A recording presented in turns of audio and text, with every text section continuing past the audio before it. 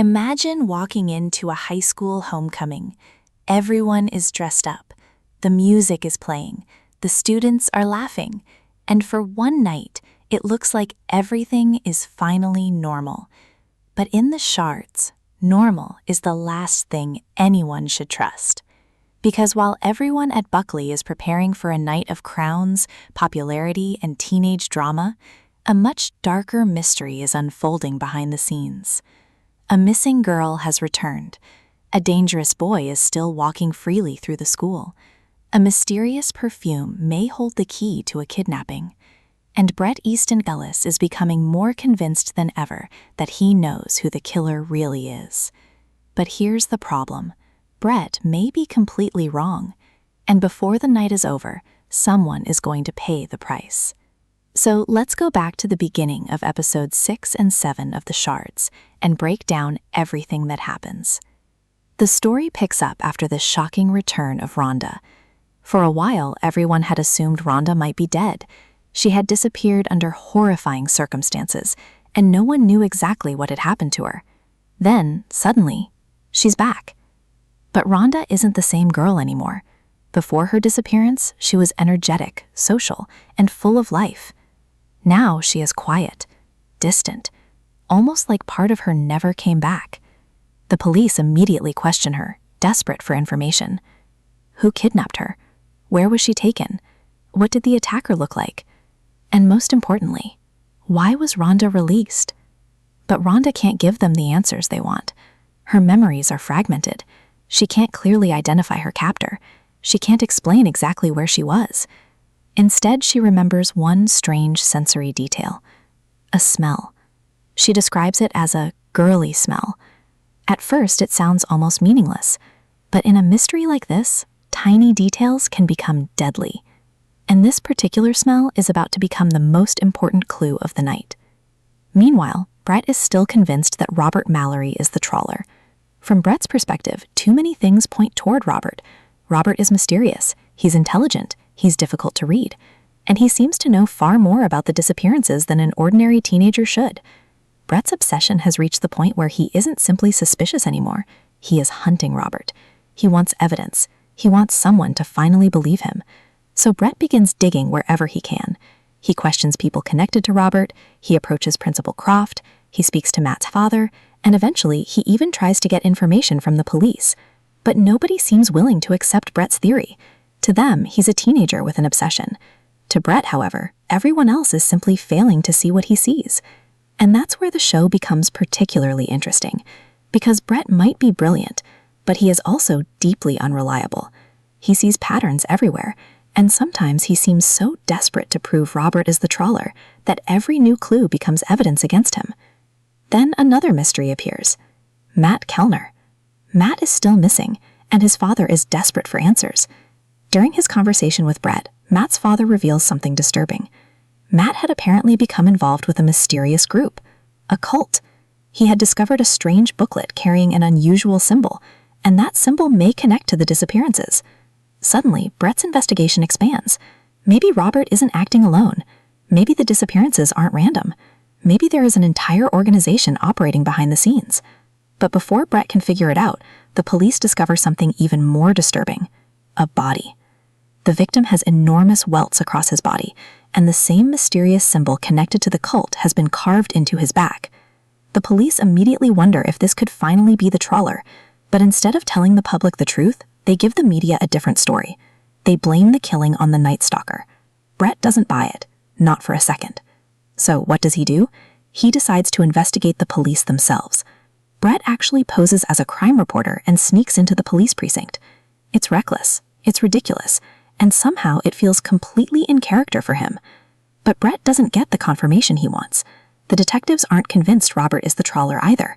Instead, they begin following Robert themselves, and eventually they question him for hours. 6 hours, in fact. But Robert survives the interrogation, calmly, confidently, as though he has nothing to fear. And then comes homecoming. At first, it looks like a completely different story.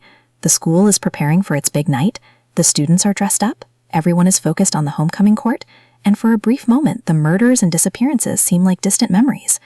But beneath all the glamour, something is wrong. Because Rhonda is back, and Bret is still investigating, and Robert is still watching, and no one realizes that the biggest twist of the night is already waiting for them, because the perfume Rhonda remembers is about to appear at homecoming, and when it does, everything changes. Homecoming should be Debbie's chance to finally prove herself. She has spent so much time wanting the approval of everyone around her, especially her mother, especially her classmates, and especially herself. But Debbie's popularity is not what she wants to believe it is. As the votes are counted, she receives a painful reality check. Bret tells her that she has only received 1 vote. 1. And eventually, Debbie admits something even more embarrassing. The vote was hers. She voted for herself. It's a brutal moment, because Debbie has spent the entire storyline trying to convince everyone that she can become generous, kind, and likable, but the vote reveals what she doesn't want to face. The other students haven't forgotten her past behavior. She wants to be admired, but she's not, at least not in the way she imagined. Meanwhile, the homecoming competition comes down to several familiar faces: Susan, Rhonda, Debbie, and on the boys' side, Robert, Tom, and Ryan. And when the results are finally announced, Susan wins. Again. Susan Reynolds is crowned homecoming queen, and Robert Mallory becomes homecoming king. For Susan, it should be the perfect moment. The spotlight is on her, everyone is watching, she's won another competition, another title, another reminder that she is the person everyone seems to adore. But Susan does something unexpected. She gives up the crown. Instead of keeping it for herself, she decides Rhonda deserves it. After everything Rhonda has survived, Susan believes she should be the one wearing the crown. For a moment, the scene almost feels sincere, almost beautiful. Then Rhonda gets close to Susan, and she smells something. That smell, the smell she remembered from her captivity. Giorgio perfume. Rhonda freezes. Her eyes change, and suddenly she points at Susan. Susan was the one who kidnapped her. The entire mood changes instantly. The homecoming celebration turns into chaos. Susan is stunned. She doesn't understand what's happening. The police move in, and within moments, the homecoming queen is being taken away. But here's where the mystery gets complicated, because Giorgio perfume is not exclusive to Susan. Earlier, Rhonda encountered the same scent on Liz, and she didn't accuse Liz. More importantly, Robert had given Susan the perfume. He even put some on himself. That detail is impossible to ignore.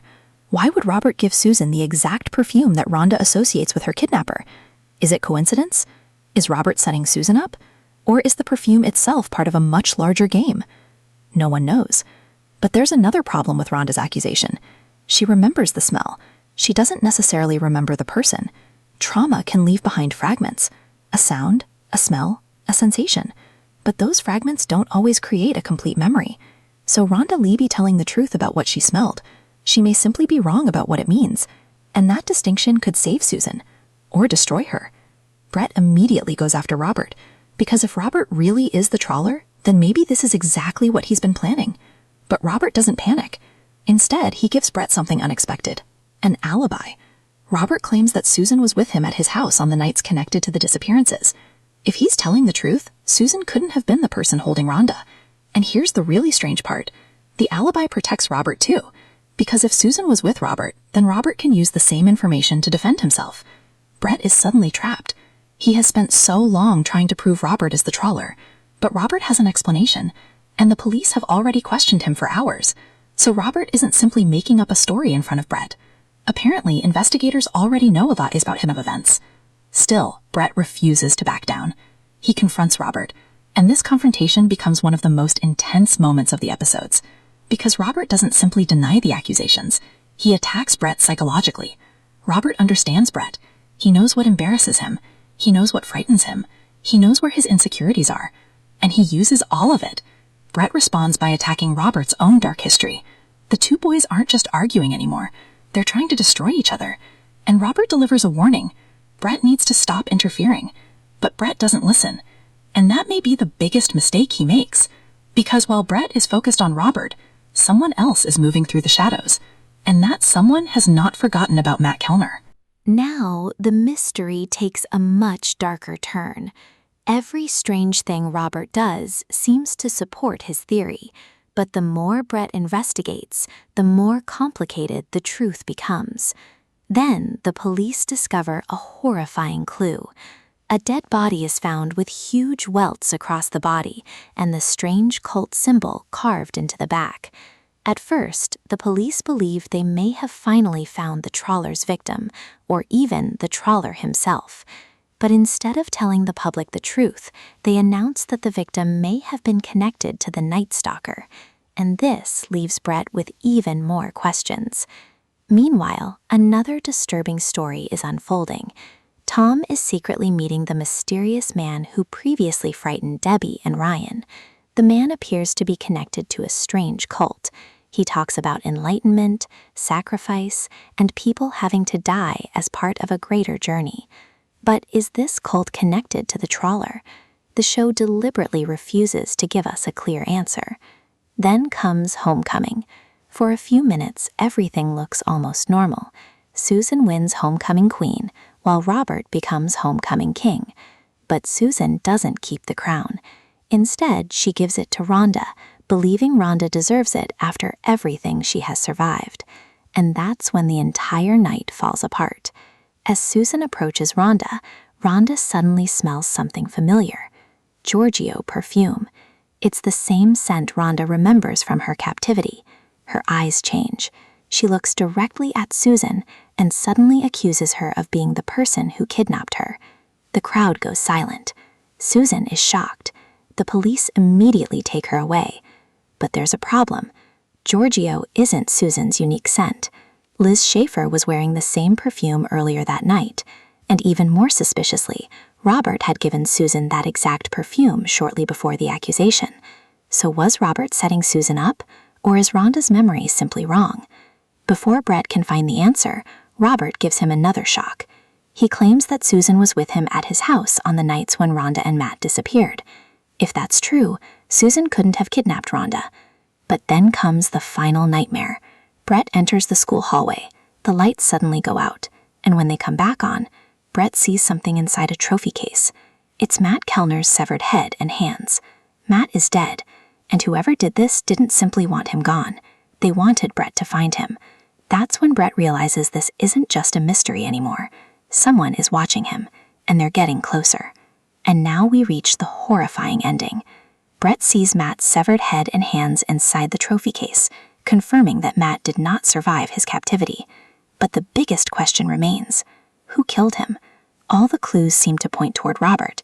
He knows too much, he threatens Bret, he is connected to Matt, and he gave Susan the same perfume that later triggered Rhonda's memory. But the show never actually proves that Robert is the trawler. In fact, there is another possibility.